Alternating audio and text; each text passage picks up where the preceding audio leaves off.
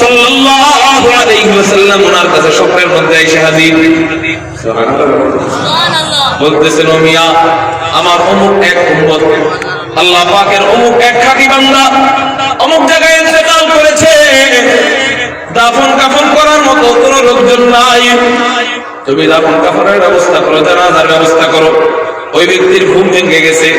ঘুম ভেঙে যাওয়ার পর নবীজির দেওয়া ঠিকানা অনুযায়ী ওই জায়গা খুঁজে বের করছেন। বের করার পরে দেখেন আসলে একজন লোক মারা গেছে, ওখানে মৃত লাশ পড়ে আছে।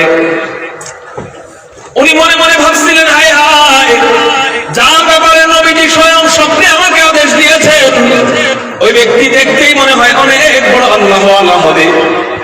কারণ নবীজি তো সাধারণ কোন উম্মতের ব্যাপারে আদেশ দিবেন না, অনেক বড় আল্লাহওয়ালার ব্যাপারে আদেশ দিবেন, ঠিক না ঠিক?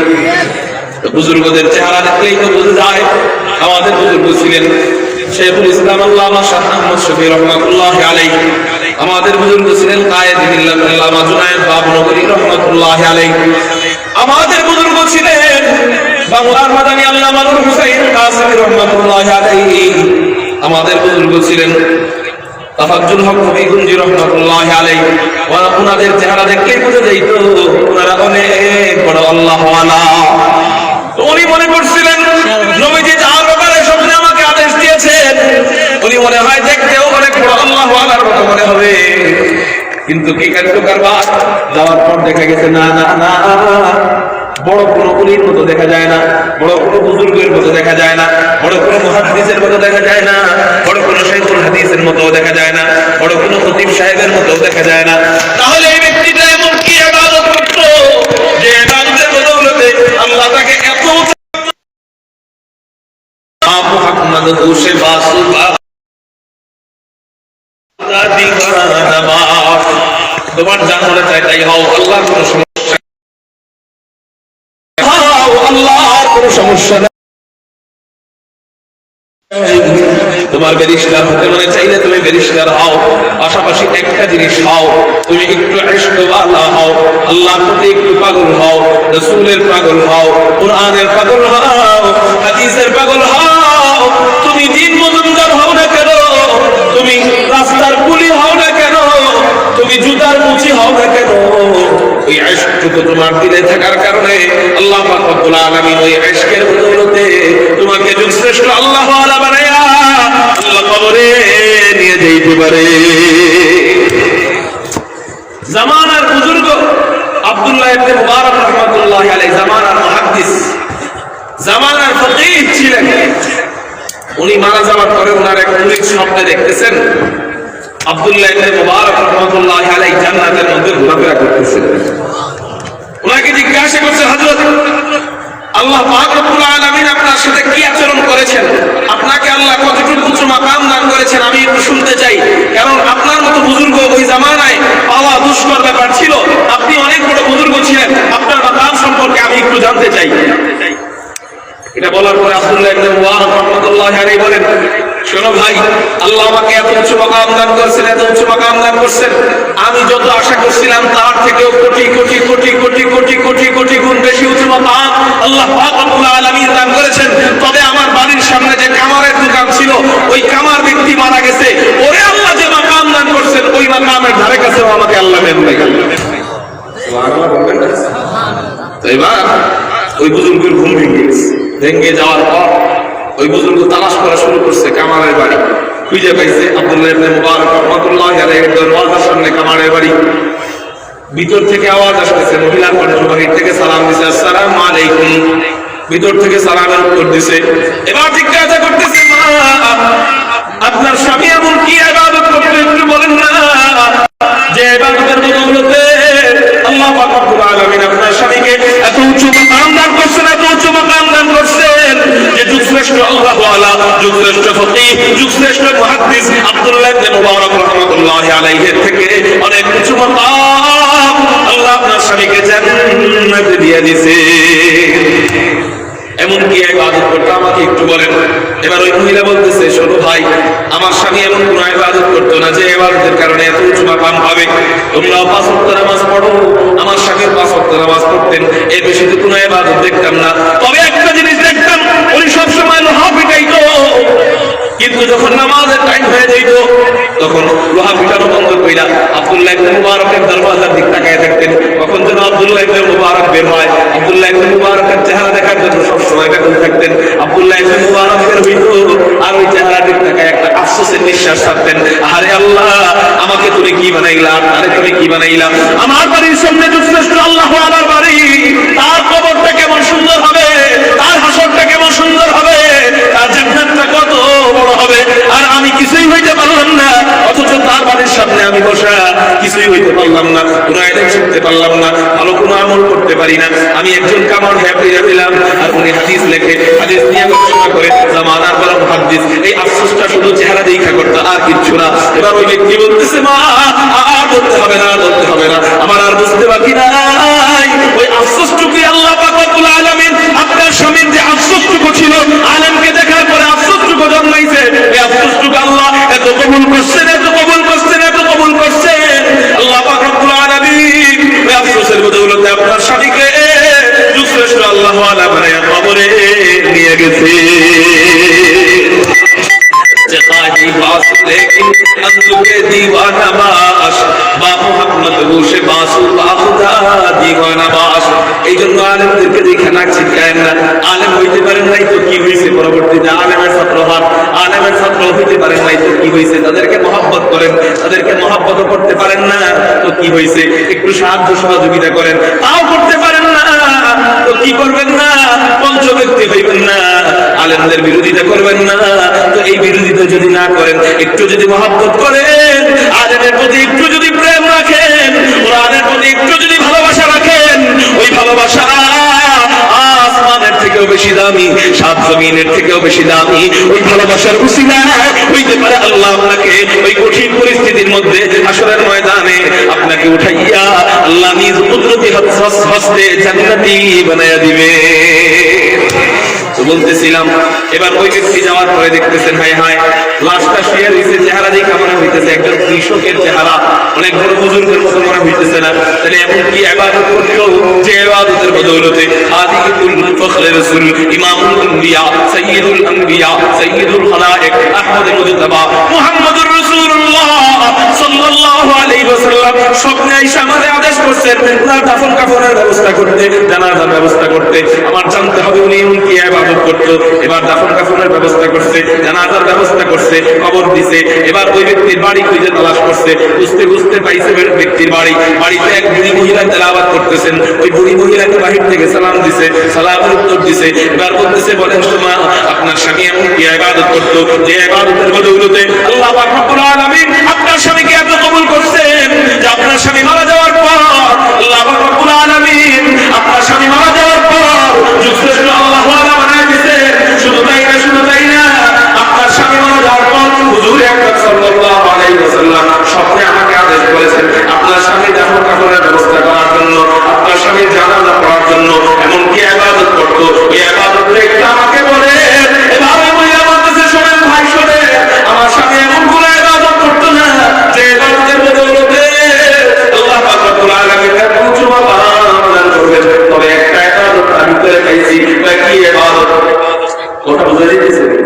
মাইকে বাড়ি করতেছে কিন্তু সামনে যাইতে ওই মাইকের অবস্থা একটু না। তো এমন কি ইবাদত করতো যে ইবাদতের কারণে তোমার স্বামীকে আল্লাহ যুগশ্রেষ্ঠ আল্লাহ ওয়ালা বানায় দিয়েছেন। এবার আল্লাহ পাক রব্বুল আলামিন এবার ওই মহিলা বলতেছেন আমার স্বামী এমন আলাদা কোনো ইবাদত করতো না, শুধু পাঁচ ওয়াক্ত নামাজ পড়তো, এর বেশি কোনো ইবাদত করতো না। তবে আমার স্বামী কোরআনকে বড় ভালোবাসতো, আমার স্বামী কোরআন কারীম পড়তে জানতেন না, কিন্তু যখনই কোরআন কথা মনে পড়তো তখনই কোরআন কারীমটা নামাইয়া ওই কোরআন কারীমের আয়াতের উপর দিয়ে আঙ্গুল বুলাইতো আর চোখের পানি ফেলায় ফেলায় আল্লাহর কাছে কাঁদতো, আল্লাহ তোমার কালাম আমার হাতের মধ্যে, কিন্তু তোমার কালাম আমি চোখ থাকতে পড়তে পারতেছি না, আমার জবান থাকতে পড়তে পারতেছি না, তোমার আমার কান থাকতে আমি বুঝতেছি না, আমার অন্তর থাকতে আমি ধারণ করতে পারতেছি না। ও মাওলা কারীম রে, এই কালাম যদি আমি শিখতে পারতাম, এই আফসোসটা তার দিলের মধ্যে ছিল, আর কিছু তার ভিতরে দেখি নাই। এবার ওই ব্যক্তি বলতেছে মা আর বলতে হবে না, আর বলতে হবে না, আমার আর বুঝতে বাকি নাই। এই আফসোসটুকু কোরআনের প্রতি প্রেমটুকু, কোরআনের প্রতি ভালোবাসাটুকু আল্লাহ এত কবুল করছেন, এত কবুল করছেন, এত কবুল করছেন যে যুগশ্রেষ্ঠ আল্লাহ ওয়ালা বানায়া আপনার স্বামীকে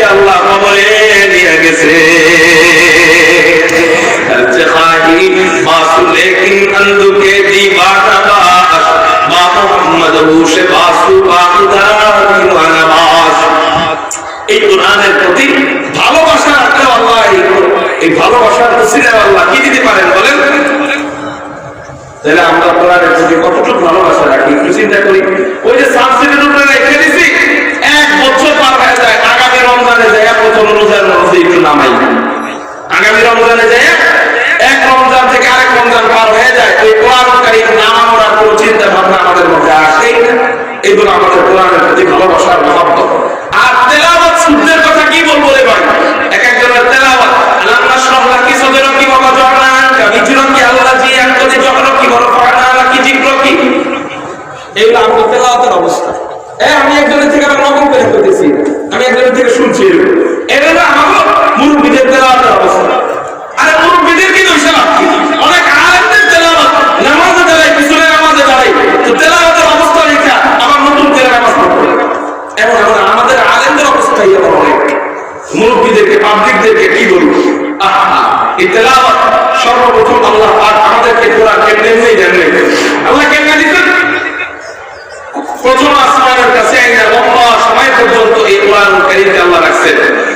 রাইখা বলতেছেন, আসমান আমার আমানত তুই নিবি নি। আসমান বলে, মাওলা তোমার আমানত এত দামি আমানত, তোমার আমানত এত ভারী আমানত, তোমার আমানত এত আজমতওয়ালা আমানত, তোমার আমানত এত শক্তিশালী আমানত, ওই আমানত দেওয়ার মতো সামর্থ্য আমার নাই।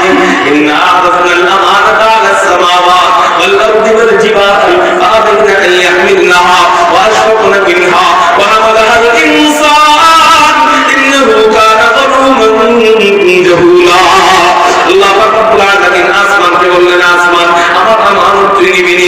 আসমান বলে, মাওলা তোমার আমানত এত দামি আমানত, তোমার আমানত এত ভারী আমানত, তোমার আমানত এত আজমতওয়ালা আমানত, ওই আমানত দেওয়ার মতো সামর্থ্য আমার নাই।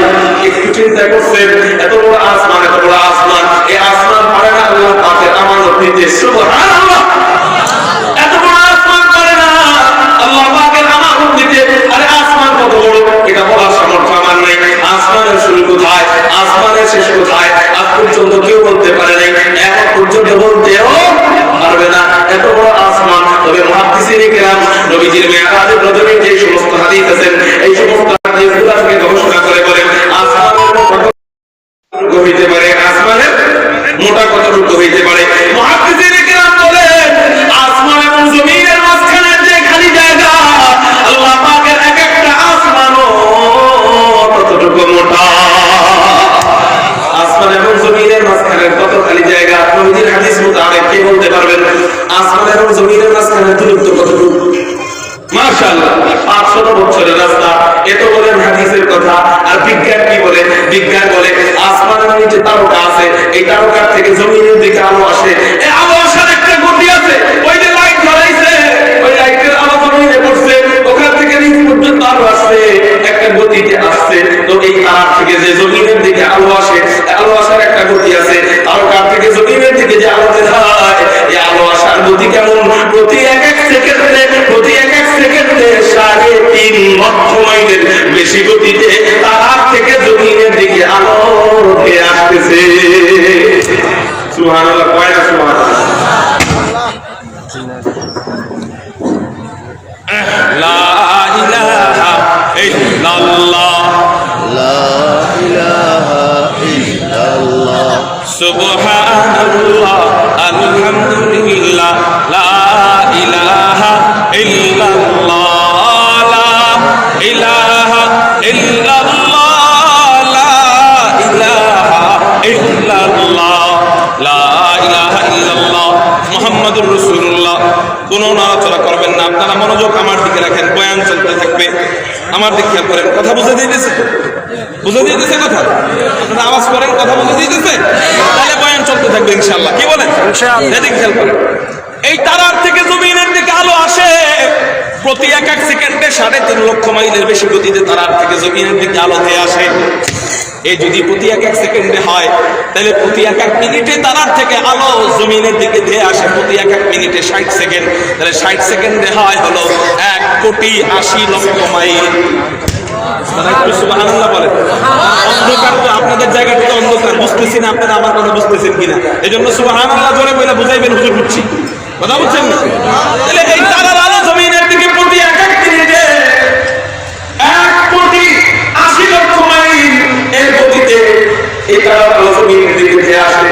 এবার একটু চিন্তা করেন, 1 মিনিটে যদি 1,80,00,000 মাইল আসে, তাহলে আমার পাপড়া নাকি কত কোটি কোটি কোটি কোটি বছর আগে আমার কাছে কি করতে, সেদিন থেকে এই তারার আলো কত কোটি কোটি কোটি কোটি কোটি কোটি কোটি কোটি কোটি কোটি মাইল তারার আলো জমিনের দিকে ধেয়ে আসছে, তারপর এই তারার আলো জমিন করতে পারে নাই।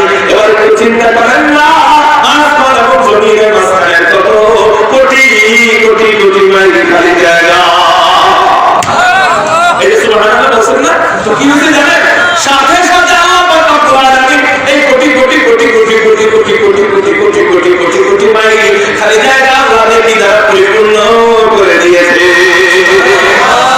এর মতো ভাইও তো বলতেছিলাম, এবার একটু চিন্তা করেন, আসমান জমিনের মাঝখানে কত খালি জায়গা। আল্লাহ পাক রব্বুল আলামিনের এক একটা আসমান কতটুকু মোটা, বলে আসমান এবং জমিনের মাঝখানে যে খালি জায়গা, আল্লাহ পাকের এক একটা আসমান আবার কতটুকু মোটা। ওটা হয় না উজ্জ্বল নেই। ও লাইট দিবে, লাইট। হ্যাঁ দেন দেন দেন। ও সাবান বিস্কুট আনছেন, 50 টাকা আনছেন, এবার এবার হয়েছে, এবার আপনারা আমার দিকে খেয়াল করেন, একটু বলেন না হাওলা ওয়ালা কুওয়াতা ইল্লা বিল্লাহ। এই এতক্ষণ যা কিছু বুঝছেন, বুঝছেন তো নাকি আবার শুরু থেকে বলতে দিব? তাহলে আমরা কি বললাম, আসমান জমিনের মাঝখানে বেলা হিসাব খালি জায়গা, বিজ্ঞানের কাছে কোনো হিসাব নাই, নবীদের কাছে হিসাব আছে 500 বছরের, 500 বছরের। তাহলে আসমান জমিনের মাঝখানে যে খালি জায়গা, আল্লাহ পাকের এক একটা আসমানও ততটুকু মোটা। এত বড় আসমান, আপনারা আমার দিকে তাকান, মনোযোগ দিয়ে দেখেন, এত বড় আসমান, এই আসমানকে জিজ্ঞাসা করলেন, আপনাদের কেন বলছে আমার দিকে তাকাইতে, আপনাদের কেন বলছে আমার দিকে তাকাইতে? উনি পাগল মানুষ, উনি যা ইচ্ছা তাই করতে পারে, উনি এখানে পাঞ্জাবি খুলে নাচতে পারে। আপনারা কি তাই বলে ওনাদের দিকে, ওনার সঙ্গে আপনারা পাগল হয়ে যাবেন? আমার দিক তাকাইতে হবে। তো এত বড় আসমান, এই আসমানকে আল্লাহ জিজ্ঞাসা করছে, আমার আমানত প্রেমিনী আসমান বলে, মওলা তোমার আমানত এত দামি আমানত, তোমার আমানত এত ভারী আমানত, তোমার আমানত এত আজমত আমানত, তোমার আমানত এত শক্তিশালী আমানত, ওই আমানত দিবার মতো সামর্থ্য আমার নাই। আল্লাহ পাক রব্বুল আলামিন এই আসমানকে বানাইছেন কি দিয়া? এত বড় আসমান, এটা আবার বানাইছেন সবুজ জমরুদের পাথর দিয়া। দ্বিতীয় আসমান আল্লাহ বানাইছেন সাদা রূপা দিয়া। তৃতীয় আসমান আল্লাহ পাক রব্বুল আলামিন বানাইছেন লাল স্বর্ণ দিয়া। চতুর্থ আসমান বানাইছেন আবার সাদা রূপা দিয়া। আল্লাহু আকবার। আমাদের বাড়িতে যদি 2-3 কেজি স্বর্ণ থাকে, আমার থেকে বড় লোক আর কি আছে? অথচ আল্লাহ পাক রব্বুল আলামিন ওটা একটা আসমান বানায় রাখছেন স্বর্ণ আর রূপা দিয়া। চতুর্থ আসমান বানাইছেন আবার সাদা রূপা দিয়া। পঞ্চম আসমান বানাইছেন লাল ইয়াকুতের পাথর দিয়া। ষষ্ঠ আসমান আল্লাহ পাক রব্বুল আলামিন বানাইছেন সবুজ জমরুদের পাথর দিয়া। সপ্তম আসমান আল্লাহ পাক রব্বুল আলামিন কোনো পাথর দিয়া বানান না, কোনো ধাতু দিয়া বানান না, কোনো স্বর্ণ রূপা দিয়া বানান না। সপ্তম আসমান আল্লাহ পাক রব্বুল আলামিন নূর দিয়া বানাইছে। ওয়াল্লাহ, এই আসমান কার জন্য বানাইলাম? এগুলো তো আমি আল্লাহর কোনো প্রয়োজন নাই, তাহলে কিসের জন্য বানাইলাম? ये ज़मीन मेरे लिए है, आसमान मेरे लिए है, ये ज़मीन मेरे लिए है, आसमान मेरे लिए है, और मैं मसरूफ़ खिदमत कुल जहां मेरे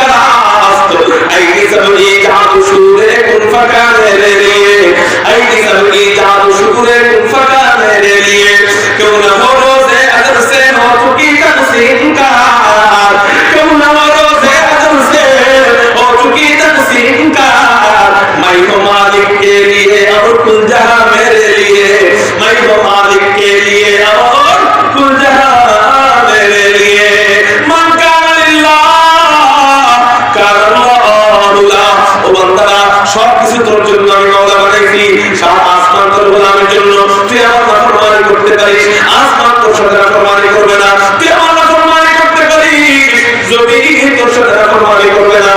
তুই আমার সাথে নাফরমানি করতে পারিস, চন্দ্র সূর্য তোর সাথে নাফরমানি করবে না। তোর পৃথিবীকা থেকে নিয়ে ফেরেশতা পর্যন্ত সব তোর গোলামির কাছে যুক্ত। এবার বল বান্দা, সব তোর গোলামির জন্য। এবার বল তোর 3.5 কোটি টাকার জন্য। বল তোর 3.5 কোটি টাকা এবার আমি আল্লাহকে দিয়ে দে। তো কি হবে, কি হবে? কেউ না हो रोज़े अज़ल से हो चुकी तक़सीम का, क्यों ना हो रोज़े अज़ल से हो चुकी तक़सीम का। मैं हूँ मालिक के लिए और कुल जहां मेरे लिए, मैं हूँ मालिक के लिए और कुल जहां मेरे लिए। তুমি শুধু আল্লাহর জন্য হয়ে যাও, সমস্ত দুনিয়া তোমার গোলাম হয়ে যাবে। আল্লাহ শাহ আহমদ শফি আল্লাহর জন্য হয়ে গেছেন, সমস্ত দুনিয়া তার গোলাম হয়ে গেছে। আল্লাহ আমার রশিদুর রহমান ফারুক নবী দামাত বরকাতুহুম আল্লাহর জন্য হয়ে গেছে, সমস্ত দুনিয়া এবার তার গোলামি করে। ঠিক না ঠিক? ও মেরে মুহতারাম ভাইও, তুমি একবার আল্লাহর জন্য হয়ে দেখো, সমস্ত দুনিয়া তোমার পায়ের সামনে উঠে পড়বে।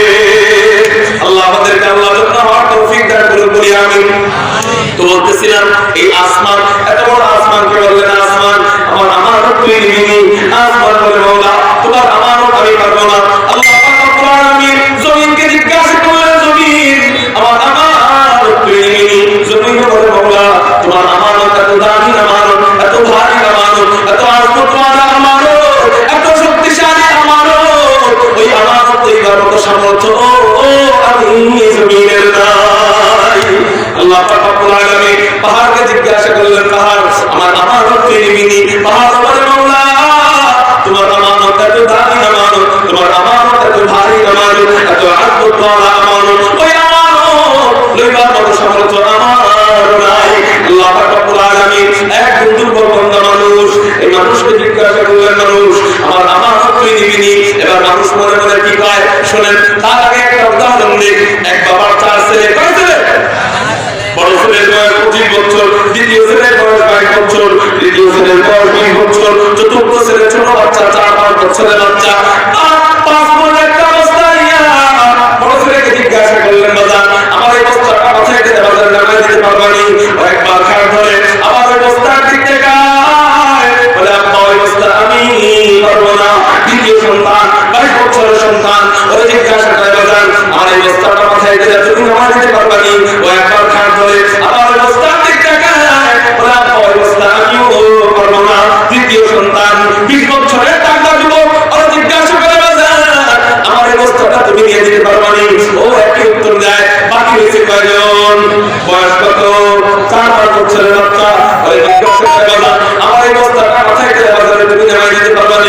ও মনে মনে কয় হায় হায় আমার বড় ভাই ওনা করলো, আমার দ্বিতীয় ভাই ওনা করলো, আমার তৃতীয় ভাই ওনা করলো, আমি যদি না করি আমার আব্বার মন যাবে বেজার হয়ে, আমার আব্বার চেহারা যাবে বেজার হয়ে। আরে পারি না পারি পরেরটা পরে দেখা যাবে, আগে তো আমি আমার আব্বার মুখের মধ্যে হাসি ফুটাইয়া রে। এবার বলে আব্বা আপনি কোনো টেনশন করেন না, আপনি কোনো চিন্তা করেন না, আপনার এই বস্তা আমি নিয়ে নিব। আব্বার মন খুশিতে ভরে উঠে যায়। ও বাজান তুই পারবি কি পারবি না একটু চিন্তা করলি না? আমি বাপকে খুশি করার জন্য তুই রাজি হয়ে গেলি। আচ্ছা ঠিক আছে যা যা যা, আমি বাপ তোর ফিরাইয়া দিব না, এই বস্তা আমি তোর মাথার উপর দিয়েই নাও। কিন্তু এবার বলেন এই বস্তা কোনো ভাই পারে না, দ্বিতীয় ভাই পারে না, তৃতীয় ভাই পারে না, এটা কেউ ছোট বাচ্চা পারবে? পারবে না। কিন্তু একটা সিস্টেম করে আমার পড়ায়, কেমনে পড়ায় বলে দুইজন কামলা ঠিক করে, কামলাদেরকে কানে কানে শিখে গিয়ে যায় এই কামলারা কথা বস্তা কিছু দিয়া এমন করে উঁচু করে ধরে নিয়ে যাবি আমার বাচ্চা নিজ দিয়া হয়ে হাঁটতে হাঁটতে যাবে। সাবধান সাবধান, বস্তার 100 টাকা ভার যেন আমার বাচ্চার মাথায় না পড়ে। এবার কামলার অবস্থা পেছন দিয়ে উঁচু করে ধরে নিয়ে যায়, বাচ্চা নিজ দিয়া হয়ে করে হাঁটতে হাঁটতে যায়। আর মনে মনে বলে আমি আমার আব্বার মুখের মধ্যে হাসি ফুটাইতে পারলাম। বাজারে যায় বস্তা নামাইয়া বাপ বাচ্চাদেরকে টাকা দিয়ে বিদায় করিয়া ছেলেকে কোলে নিয়ে চুমায় চুমায় সিদ্ধ করে যায়। ঠিক এমনই ইন্না রাব্বাল আমানাতা আলাস সামাওয়াত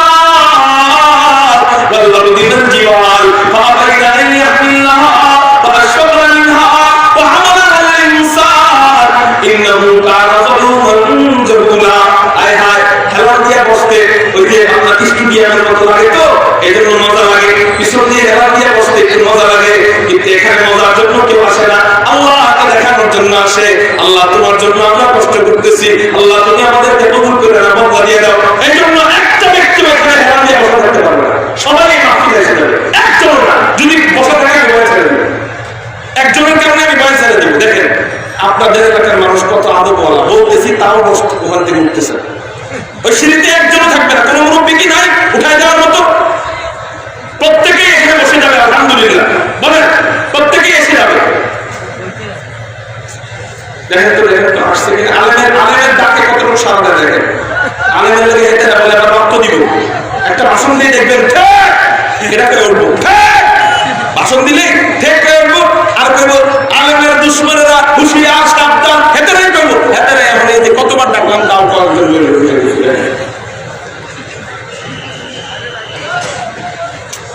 সিঁড়িতে কেউ বসবো আগে এই জায়গায় বলবে, পরে জায়গা না হয়ে যায়। হ্যাঁ আলহামদুলিল্লাহ বলতে বলতে আসে যুবক ভাইরা, কোন কথা আল্লাহ কবুল করে আনায় তোমার জন্য বলা যায় না, একটু কষ্ট করি আমরা। ওই যে ওখানে দাঁড়ায় আছেন আপনারা, একটু আসেন, একটু আসেন।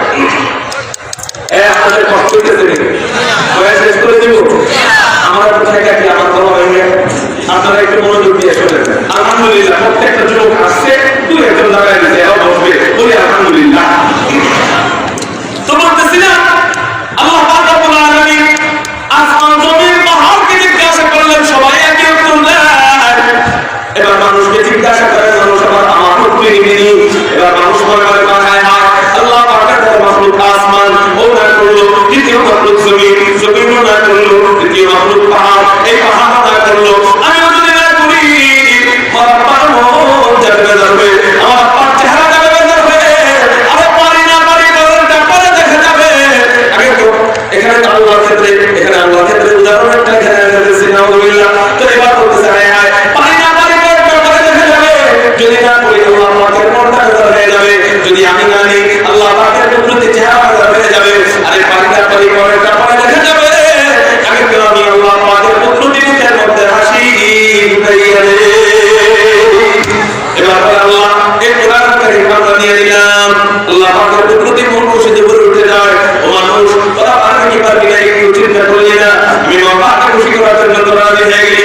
আচ্ছা ঠিক আছে, যা যা যা, আমি আমার সিদ্ধান্ত নিলাম, এই কোরআন কারীম আমি অন্য কাউকে দিব না, এই কোরআন কারীম আমি তোদেরকে দিয়ে দিলাম। কিন্তু এই কোরআনটা এত ভার, এত ভার, এটার ভার আসমান বহন করতে পারে না, এটার ভার জমিন বহন করতে পারে না, এটার ভার পাহাড় বহন করতে পারে না, তোরা কেমন করে বহন করবি? আচ্ছা ঠিক আছে, যা যা যা, তোদের বহন করতে হবে না, এই কোরআন কারীম শুধু তোদের জবান দিয়ে তেলাওয়াত করবি। মান ক্বারা হারফান মিন কিতাবিল্লাহি তাআলা ফালাহু আজরু হাসানাত ওয়াল হাসানাতু বিআশরি আমসালিহা, লা আকুলু আলিফ লাম মিম হারফুন বাল আলিফুন হারফুন ওয়াল লামু হারফুন ওয়া মিমুন হারফুন, প্রতি এক এক অক্ষরে 10টা করে নেকি পাবি। আর এই কোরআন কারীম হিফাজত করা জিম্মাদার, এই কোরআন কারীম সংরক্ষণ করার দায়িত্ব আমি মাওলা নিজে নিয়ে নিলাম। ইন্না নাহনু নাযালনা যিকরা ওয়া ইন্না লাহু লাহাফিজুন। এখন বলেন, আপনাদেরকে কিছু প্রশ্ন করব, বলেন এই কোরআন কারীম ছায়া নিচে কারা? মানুষ। আপনি মানুষ বললে তোরে মনে হয়, বলেন আমি চাই দিছি, বলেন আল্লাহ কোরআন মুড়ি খাওয়া হয়েছে আর মুড়ি খেবে না, বন্ধ করে এটা ক্লাস চলতেছে, কি চলতেছে বল না, এটা খাওয়া দাওয়ার জিনিস না। আমি কিন্তু দুপুরে থেকে দেখতেছি কারা কারা খাইতেছে, পান চালাইতেছে, চা খাইতেছে, বিস্কুট খেতেছে, সাবধান, এটা আদব আল্লাহ পাকের আলোচনার সাথে বেয়াদবি না। তো এই কোরআন কারীম চাই দিছে কারা? মানুষ বললে তুমি মনে হয়, বলেন আমি চাই দিছি। আল্লাহ বলেন আমাকে দেন, মানে আমি পড়বো। আল্লাহ আল্লামাল কুরআন খালাকাল ইনসানা আল্লামাহুল বায়ান, অথচ আমি পড়ি কি হাত্তি মাটির তিন, তারা মাঠে বলে দিন, তাদের খাওয়া রসিন, তারা হাত্তি মাটির তিন। হুজুরের কাছে আগে হুজুর ওই যে আমার বড় ভাবে দেখতেছেন, দোয়া করেন এটা না মারামারিতে পটু, এটা সেনাবাহিনী বানাবো। আচ্ছা ঠিক আছে, দিলাম দোয়া করে খাই করে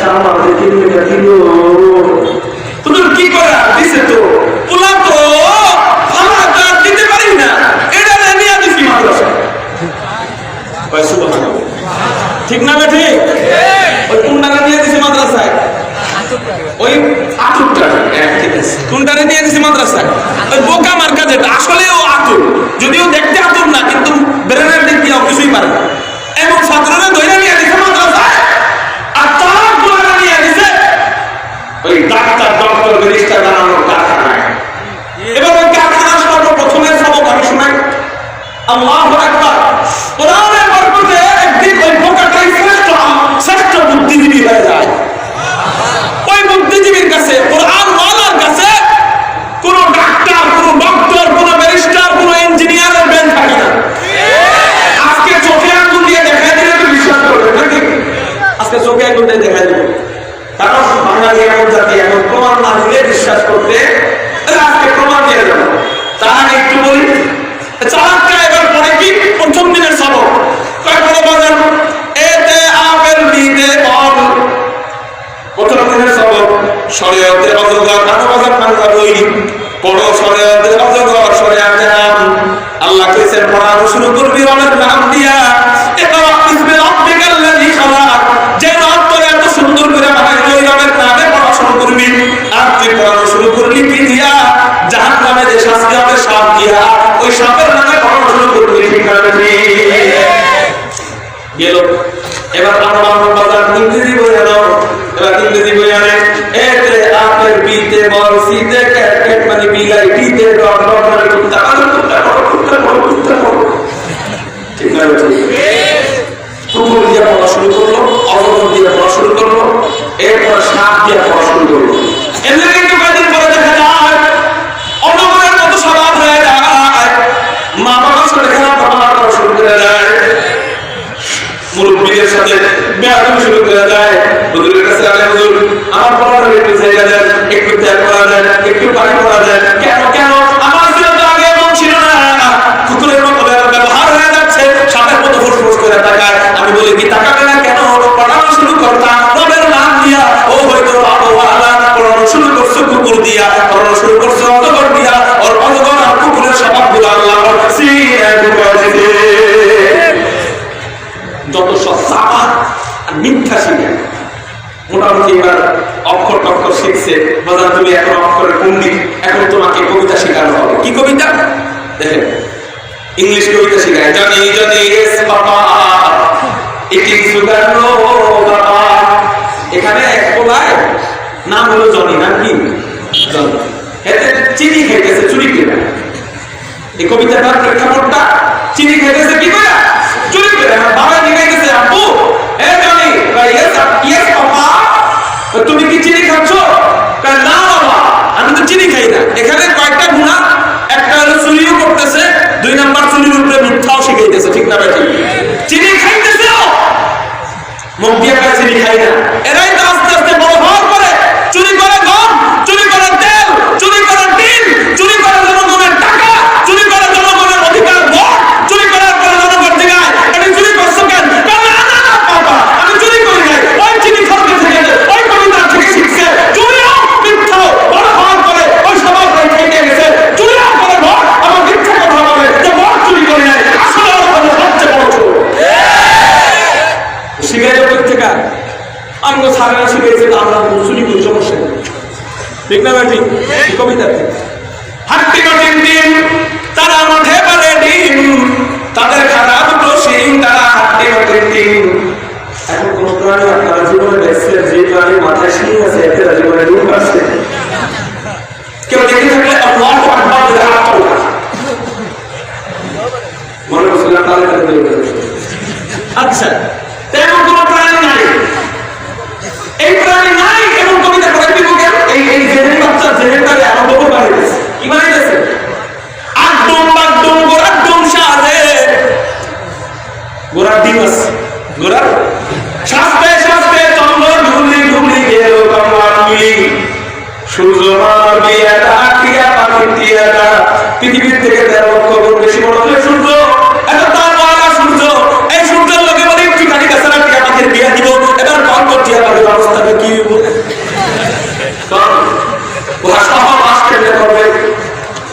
ভেঙে ফেলে দিবে।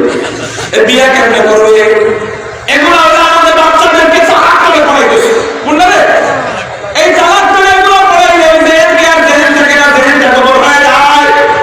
এগুলা পড়ানোর পরে একদম এক সময় বড় হয়, বড় হওয়ার পরে নাম দেয় বুদ্ধিজীবী। আমি কই ওই এটি পড়ায় কি বুদ্ধিজীবী হয়? এটি পড়াইলে তো মগাজীবী হয়। এগুলো পড়ার পরে এক সময় বড় হওয়ার পরে মগাজীবী হয়ে তার নাম হয় বুদ্ধিজীবী।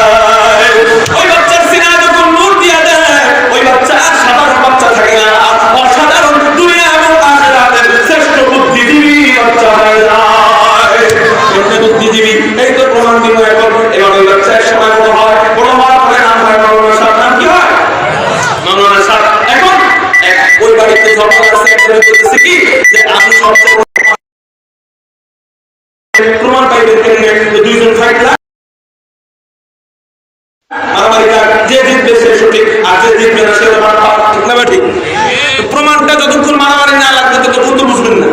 তাইলে কাদের জেহেন বেশি, কারা শ্রেষ্ঠ বুদ্ধিজীবী, এটা ফাইট না লাগলে বোঝা যাবে না। এটা ফাইটের জায়গা হলো টক শো।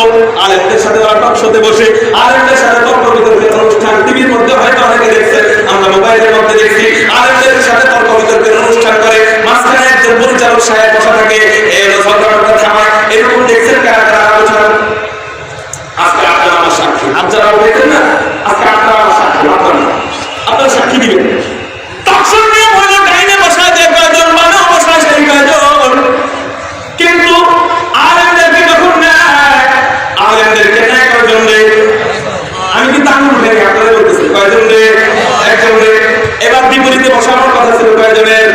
একজনের। কিন্তু বিপরীতে বসায় কমপক্ষে কয়জনকে? 3 জন, 4 জন, 5 জন। আমি বলি কমপক্ষে 2 জনকে বসায়।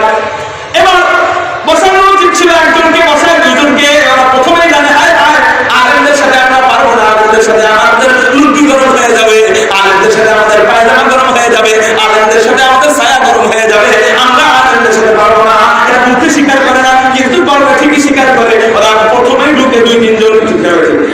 এবার পরিচালনা যে করে হেরে আগে ঘুষ দিয়ে অত করে নেয়। এবার কয়দিক দিয়ে একজন আলেম হয়ে যাওয়ার কথা দেখেন। 1 নম্বর আলেম কথা সহজ, ঠিক না? 1 নম্বর একদিক দিয়ে আলেম হয়ে যাওয়ার কথা। 2 নম্বর আলেম হয় আলেমরা সংখ্যায় বেশি কারা ওখানে? আলেম না জাহেল? জাহেল। তাহলে আগে জবাব আমরা দুই দিক দিয়াও। 3 নম্বর পরিচালনা যে করে সে যদি একটু আলেমকে সাপোর্ট করতো মোটামুটি তার সম্ভাবনা ছিল, কিন্তু আলেমকে পরিচালনা যে করে সে আর সাপোর্ট করে না, সে আগে ঘুষ খেয়ে অবদলে থাকে। এখন কোন করে দিক দিয়ে আলেম হয়ে যাওয়ার কথা।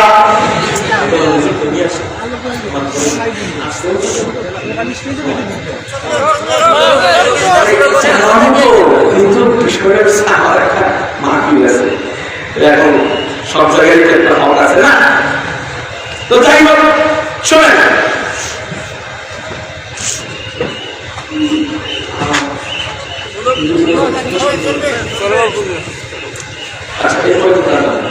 শোনেন তাহলে আলহামদুলিল্লাহ, আগের ভাষায় আলহামদুলিল্লাহ, ঠিক আছে?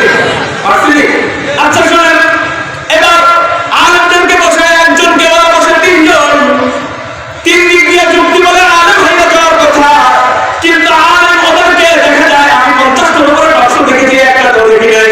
আলেম আসতে বলো, আলেম ওদেরকে এমন ভাবে না দেখা করছে, এমন ভাবে পূজা করছে, এমন ভাবে আয়াতের কাছে ফলাইছে, হাদিসের কাছে ফলাইছে, শরীয়তের গিট্টুতে পেছ লাগাইছে, এমন ভাবে আলেম ওদেরকে না দেখা করছে, এমন ভাবে আলেম ওদেরকে হিকমতের ঠিকায় ফলাইছে। শেষ পর্যন্ত ওদের অবস্থা এমন হয়েছে, শিয়ালের মতো ব্যাগ গুটায়া পায়জামা গরম হয়ে গেছে, লুঙ্গি গরম হয়ে গেছে, লুঙ্গি গরম হয়ে গেছে, গরম হয়ে গেছে, শেষ পর্যন্ত গরম ভাইয়া এবার পায়জামা একেবারে শিয়ালের মতো ব্যাগ গুটায়া ওই সমস্ত জাহেলের ওয়াক্কাটা আল্লাহতে রদ্দ হয়েছে।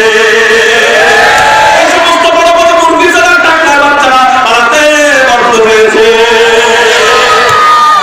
এই যে কথাটা কইলা এটা যদি বিশ্বাস না হয় ইউটিউবে সার্চ দিবেন, আলেমদের সাথে তর্ক দেখবেন, পাইবেন একটা জায়গায় আলেম হারা নেই। কেন?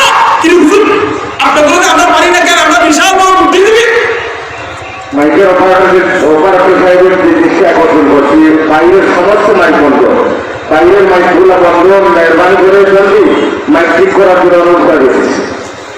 আমাদের খেয়াল করেন, এবার হায় হায় হুজুর আপনি হেরে যাওয়ার কথা যুক্তি বলে, ঠিক না ঠিক? কিন্তু আমরা এত বড় বড় বুদ্ধিজীবী, আমরা এত বড় বড় ডাক্তার, আমরা এত বড় বড় ডক্টর, আমরা এত বড় বড় গনসর, আমরা এত বড় বড় টিচার, আমরা এত বড় বড় বড়চর, আমরা এত বড় বড় টাকলা, আমরা এত বড় বড় বুলবিচর, আপনার লগে আমরা পারি না কেন? আমি বলি কি পারি কেমনে? তোর পড়া শুরু হয়েছে কুকুরার বিধান দিয়া, আর হুজুরের পড়া শুরু হয়েছে রবের নাম দিয়া। ও হয়েছে রবওয়ালা, তুই হয়েছে জাদুঘর কুকুরওয়ালা, তো কুকুরওয়ালা রবওয়ালাদের সাথে কেমনে পারবে? আমি বলবো তোর আমাদের 3-4 জন 5 জন না, সারা দুনিয়ার সমস্ত বুদ্ধিজীবী যদি আমাদের সাথে লাগতে আসো, সারা দুনিয়ার সমস্ত বুদ্ধিজীবী ডাক্তার ডক্টর যদি আমাদের সাথে লাগতে আসো, ইনশাআল্লাহ সুবহান ইনশাআল্লাহ তোরা আমাদের সাথে দোয়া করতে পারবি, তোরা আমাদের সাথে রাতে অন্ধকার আই বন্ধ করে আমাদেরকে হত্যা করতে পারবি, তোরা আমাদেরকে হক করার কারণে জেনে নিয়ে আনতে পারবি, কিন্তু আমাদের সাথে তোরা এলেন নিয়ে রাখতে আসবি, তোরা আমাদের সাথে একমত নিয়ে রাখতে আসবি, তোদের লুঙ্গি আর ছায়া গরম হয়ে যাবে। তাহলে আমরা এই কথাটা থেকে বুঝলাম কাদের দেহের সবচেয়ে বেশি, কারা শ্রেষ্ঠ বুদ্ধিজীবী। এত বড় বড় বুদ্ধিজীবী মানে একজন মাদ্রাসা ছাত্রের লোকে পাবো, কিলা বলে এত বড় ডাক্তার ডক্টর উকিল সাংবাদিক মানে একটা মাদ্রাসা সাধারণ ছাত্রের লোকে একজন আলেমের সাথে পারলো না, কিলা বলল? তাহলে এমন জিনিসই বানাই যে নাকি দুনিয়ায় ও বুদ্ধিজীবী, আখিরাতেও আলেমদের থেকে কত কঠিন। আল্লাহু আকবার। ছোট্ট আরেকটা ঘটনা শোনায়, এই ঘটনাটা শোনায় সেটা তো চাক্ষুষ প্রমাণ। আরেকটা ঘটনা শোনায়, আমাদের এক বুজুর্গ ছিলেন আল্লামা মুস্তাফা হুসাইন রহমাতুল্লাহ আলাইহি। উনি কুমিল্লার হোটেলে ঢুকছেন নাস্তা করার জন্য, খানা খাওয়ার জন্য। রোস্ট দিয়ে পোলাও খেতেছে, রোস্ট দিয়ে পোলাও খেতেছে। এমন মুহূর্তে পাশে এক বুদ্ধিজীবী কোট টাই করে চা দিয়ে রুটি খেতেছে, চা দিয়ে রুটি খেতেছে। এখন হুজুর কথা জানেন মুরগি রাখতে যখন চা হয়, কোনো ভাবে চা হয় একটা আদির আলি থেকে নিয়ে যা পর্যন্ত পালা করে, ঠিক না? এটাই তো সুন্নত। কোনো যতটুকু পারো খাও, বলা বুঝলি কিন্তু অপচয় করো না। এই জন্য কোনো অপচয় যাতে না হয় ততটুকু সম্পদ খায়, খাইতে খাইতে অনেকে হাতের সময় বুঝিয়ে ফেলে। তো হুজুর ওই খাইতে চাপাইতেছে, এখন পাশে বুদ্ধিজীবী কি খেতেছে? চা দিয়ে রুটি। আর বুদ্ধিজীবী মনে মনে করতেছে হুজুর আমাদের যে পাশ দেয় আমার অনেক দিনের সব হুজুরে আজকে আমি একটু বাস দিব, অনেক দিনের সব হুজুরকে বাস দিব, আজকে সুযোগ পাইছি হুজুরে আজকে একটু বাস দিব। হুজুর তখন দেখি আমাদের এলাকার কুত্তা বিলাইয়ের রোজ কেমনে চালায়। হুজুরে মনে মনে ও তুই আমাকে লাগতে এসেছিস, আমরা কি দিতে জানিস না, ইউকিল হিকমত মানিয়াশা, ও আমাদের হিকমত দান করছে এরা। কোরআন হাকিম, কোরআন হিকমত ওয়ালা, কোরআন যারা পড়ে এরাও হিকমত ওয়ালা, যারা পড়ায় এরাও হিকমত ওয়ালা। তাইলে আমার মতো তুই লাগতে এসেছিস, তুই জিজ্ঞাসা আমারে, আমি রোজ খাইতেছি মুরগির হাঁটি যাবাইতেছি, এর লেগে তুই আমারে জিজ্ঞাসা হুজুর আমাদের দেশের কুত্তা মিলে যা মুরগির রোজ কেমনে চালায়। আচ্ছা তাহলে দেখ উত্তর কি দিই। এবার বলেছে জানেন না মুরগির হাঁটি কেমনে চালায়, কেমনে জানেন কারণ আমাদের দেশের বড় লোকেরা কোটটাই করে সাদিয়া রুটি কেমনে চালায়, আর আমাদের দেশের কুত্তা মিলে যা রোজ এমনে চালায়। কথা বুঝছে কাদের যে কর না আলেমদের যে কোরআন ওয়ালার যে কিসের বরকত, এই বোকা বাচ্চাটা কোরআনের হাফেজ হওয়ার কারণে আর ইলমের নূর পাওয়ার কারণে এই বোকা একদিন শ্রেষ্ঠ চালাক হয়ে যায়। আর আমি বলি চালাক গুলারে নিয়ে যদি মাদ্রাসায় দিত প্রত্যেকটা বাচ্চা জামানার নুরুল ইসলাম পরিপূর্ণ হইতো, ঠিক না? প্রত্যেকটা বাচ্চা জামানার মুস্তাহিদ হইতো, জামানার ইমাম হতে পারতো। আমরা বাচ্চাকে বলতে দিয়ে দিই মাদ্রাসা, এই জন্য চালাকটারেও দিব বোকাটারেও দিব না, আমি আছি ইনশাআল্লাহ। আলেমদের জেহেন আরেকটা মনে করছে বলুন ছোট্ট এক বুদ্ধিজীবীর সাথে তার দোস্তের ঝগড়া আছে। দোস্তে কইতেছে তো মুখ কি কসুর জেহেন, আমাকে হুজুর বলছে জেহেন, এই জেহেনের সামনে তো কোনো জেনে নেই। হুজুর দূরের কথা মাদ্রাসার পোলা বান্ধব দিয়ে জেহেন, বিশ্বাস না হলে দেখবেন পকেট আতায় দেখবেন কিছু পোলা বান্ধব মাদ্রাসার কেউ পকেটে সম্পূর্ণ পাইবেন, ব্যাটারি পাইবেন, তারপরে ই পাইবেন আপনার টর্চ লাইট পাইবেন, এরপরে মোটর পাইবেন, খুঁটিনাটি বুদ্ধি গুড় গুড় গুড় গুড় গুড় করে। এটি যদি হাতে যাওয়ার পরে যদি ইঞ্জিনিয়ার হতো, কত বড় ইঞ্জিনিয়ার হতে পারতো বিশ্বাস করেন। কিন্তু ওরা না দরকার নেই, এই ৬০-৭০ বছর জন্য পড়ার দরকার নেই, পরে এবং পড়ার পর আজীবন তো কাজে লাগবে। তো এবার ওই বুদ্ধিজীবী আমার তুমি বলছো আমার থেকে বেশি, আচ্ছা পরীক্ষা করে দেখি। পরীক্ষা করছে কিছুক্ষণ পরে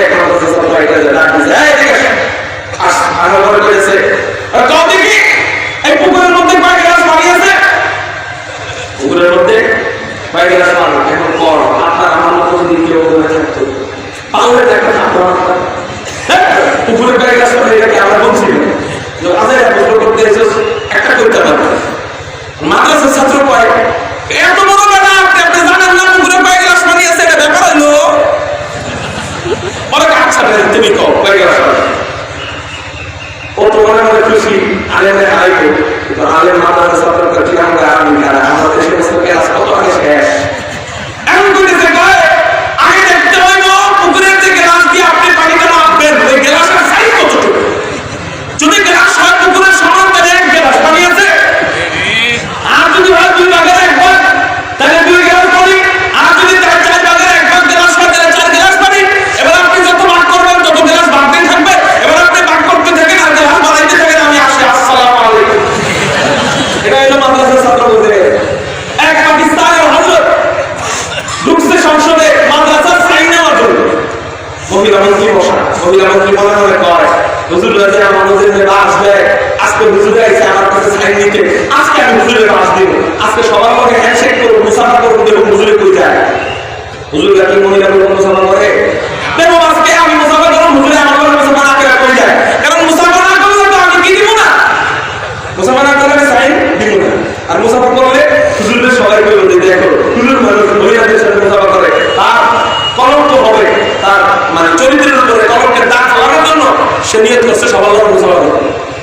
এবার মুসাফা করা শুরু করছে, মুসাফা করতে করতে করতে করতে করতে করতে করতে করতে মুসাফা করতে করতে হুজুরের কাছে পর্যন্ত যখন যায়, ওই হুজুর মনে মনে করে হায় হায় পরিচিত ব্যাংকে বসে চিপায়, এখন যদি আমি মুসাফা না করি আমার সাইন দিব না, আর যদি আমি মুসাফা করি তাহলে তো মানুষ আমাকে কলঙ্ক দিব, কি করা যায় কি করা যায়। এখন হুজুরের মনে মনে করে আল্লাহ তুমি বুদ্ধি দাও বুদ্ধি দাও, এবার হুজুর আল্লাহ বুদ্ধি দিয়ে দিয়েছে। এবার তুমি আমাদের থেকে ফোন দিচ্ছ কি করা যায় আল্লাহ। তো এবার হুজুরে কইতেছে আয় আয় মুসাফা করবি আমার লগে আয় তুই আজকে আল্লাহ আমারে বুদ্ধি দিয়ে দিছে হুজুরে কইতেছে মনে মনে আয় আজকে এবার মুসাফা করতে করতে করতে করতে হুজুর পর্যন্ত আইছে হুজুরের সামনে যখন আমি ওইটা হাত বাড়াইছে হুজুরকে আয়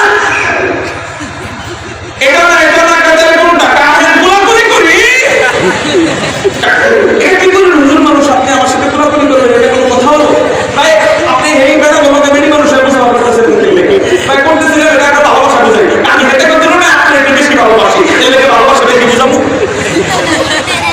এটা কিসের যে ঘটনা কিসের ঘটনা মুহতারাম নাযিরিন আমার আলোচনার সময় একেবারে শেষ আল্লাহ পাক রব্বুল আলামিন এই আলেমদেরকে এমন বানাইছেন আলেমদেরকে হিকমত বানাইছেন আলেমদেরকে শ্রেষ্ঠ বুদ্ধিজীবী বানাইছেন এই কোরআনের বদৌলতে সবাই থেকে সবাই তো আল্লাহ তৌফিক দিয়ে আরো শোনাবো আমি আমার আলোচনা শেষের দিকে নিয়ে যাই বলে মুহতারাম ভাই ওদের একটা কবিতা আছে টিম তারা আমাদের পারে দিন তাদের খারাপ দুটো শিখ আমাদেরও কিন্তু সন্ধ্যমিনের কিতাব আছে আমাদের কোরআনের সন্ধ্যমিন এমন সন্ধ্যমিন যে কোরআনের সঙ্গে তোদের কবিতার কোনো মিল নাই এদের কবিতা টিম মাসতে মা তারা আমাদের পারে দিন মাসতে মা তাদের খারাপ দুটো শিখ মায়ের খারাপ বিষয় আমার কবিতা কোনো আয়াত পড়বেন দেখবেন সব আয়াতের শেষে দিন আউযু বিল্লাহি মিনাশ শাইতানির রাজিম আউযু বিরাব্বিন নাস মালিকিন নাস ইলাহিন নাস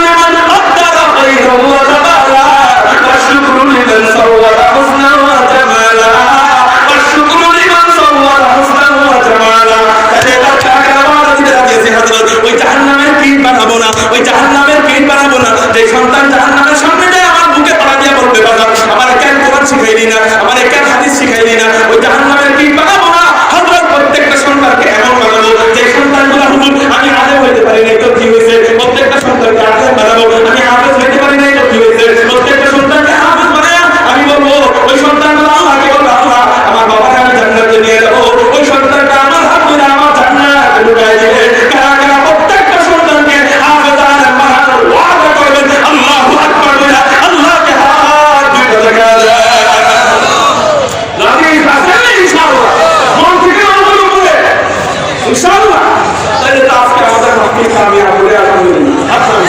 এই হাতটা একটু উঠান তো, একটু আবার দেখি হাতটা। এটা তো হাফেজ বানাইবেন, এবার হাফেজদেরকে পড়ানোর কিছু চালানোর জন্য, পড়ানোর খরচ দেওয়ার জন্য মাদ্রাসায় এই তলবের জন্য কিছু টাকা আপনি দিবেন। সবাই যে যতটুকু পারি বিসমিল্লাহ বলে, বিসমিল্লাহ বলে একটু বেশি নোট দেওয়ার চেষ্টা করি আমরা। আমার মাদ্রাসার ছাত্র যারা আছে মাদ্রাসা, আমার সবাই সবাই আজকে কেউ খালি হাতে যাবো না। আল্লাহ যেন আজকে আমার এই নিয়ত যারা কবুল করে। আমার মাদ্রাসার ছাত্র যারা আছে জলদি মাদ্রাসা। হ্যাঁ, সবাই একটু বকরা হাত দিন ইনশাআল্লাহ।